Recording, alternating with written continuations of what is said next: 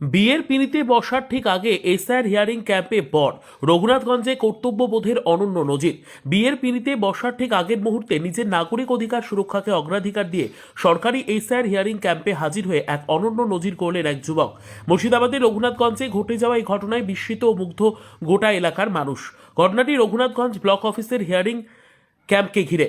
জানা যায় সম্মতিনগরের বাসিন্দা নয়ন শেখের বিয়ে ছিল নির্ধারিত। বিয়ের লগ্ন, মণ্ডপ, অতিথি সবই প্রস্তুত, কিন্তু ঠিক সেই দিনই পূর্ব নির্ধারিত ছিল এসআইআর প্রকল্পের শুনানি। একদিকে জীবনের নতুন অধ্যায়ের সূচনা, অন্যদিকে নিজের ভোটাধিকার ও নাগরিক পরিচয় নিশ্চিত করার প্রশ্ন। এই দ্বন্দ্বের মুহূর্তে নয়ন শেখ বেছে নিলেন এক ব্যতিক্রমী পথ। বিয়ের সাজে পরনে বরযাত্রীদের পোশাক আর মাথায় বিয়ের টোপর, যে সাজ সাধারণত দেখা যায় বিয়ের পিঁড়িতে, সেই অবস্থাতে তিনি পৌঁছে যান রঘুনাথগঞ্জ ব্লক অফিসে এসআইআর হিয়ারিং ক্যাম্পে। বিয়ের আনুষ্ঠানিকতা শুরু হওয়ার কয়েক ঘন্টা আগেই তিনি হাজির হন শুনানি প্রক্রিয়ায় অংশ নিতে। এই দৃশ্য দেখে স্বাভাবিকভাবে অবাক হয়ে যান উপস্থিত সাধারণ মানুষ ও প্রশাসনিক আধিকারিকরা। শুনানি চলাকালীন সেখানে উপস্থিত ছিলেন রাজ্যের বিদ্যুৎ প্রতিমন্ত্রী আখরুজ্জামান। বিয়ের সাজে এক যুবককে সরকারি শুনানিতে হাজির হতে দেখে তিনিও বিস্মিত হন, তবে সেই সঙ্গে প্রকাশ্যে প্রশংসা করেন যুবকের কর্তব্যবোধ ও দায়িত্বশীলতার। মন্ত্রী আখরুজ্জামান নিজে উদ্যোগী হয়ে নয়ন শেখের শুনানি প্রক্রিয়াকে দ্রুত সম্পন্ন করার ব্যবস্থা করেন। প্রশাসনিক সহায়তার মাধ্যমে যাতে কোনোভাবেই বিয়ের সময়সূচিতে ব্যাঘাত না ঘটে সে বিষয়েও বিশেষ নজর দেওয়া হয়। মন্ত্রীর এই মানবিক তৎপরতায় উপস্থিত সাধারণ মানুষ ও প্রশাসনিক আধিকারিকরা গভীরভাবে মুগ্ধ হন। এই ঘটনা শুধু একটি ব্যতিক্রমী মুহূর্ত নয়, বরং নাগরিক অধিকার সম্পর্কে সচেতনতা ও দায়িত্ববোধের এক শক্তিশালী বার্তা বহন করে।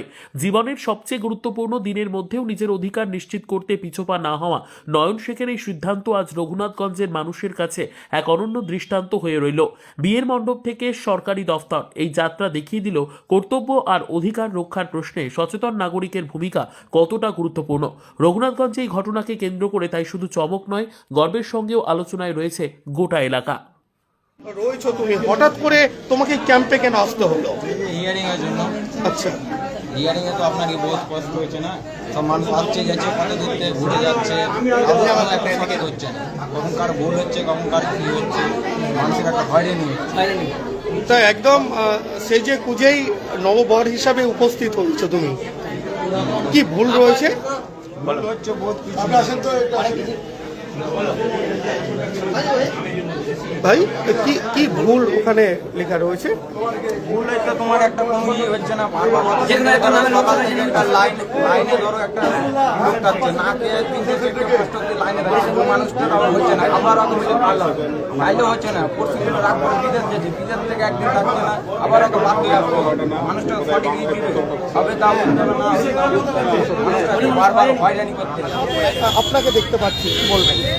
দেখুন, যে ধরনের লাইনে লোক দাঁড়িয়ে আছে, আজকে এর বিয়ে যাওয়ার কথা 10:30 11টার মধ্যে, লাইনে দাঁড়াতে গেলে 3টে 4টে 5টা আগে লাইন পাবে না। যে ধরনের লোকের ভিড়, তাতে এর বিয়েটা লগ্ন ভ্রষ্ট হতো, বিয়ে করার সুযোগ থাকতো না।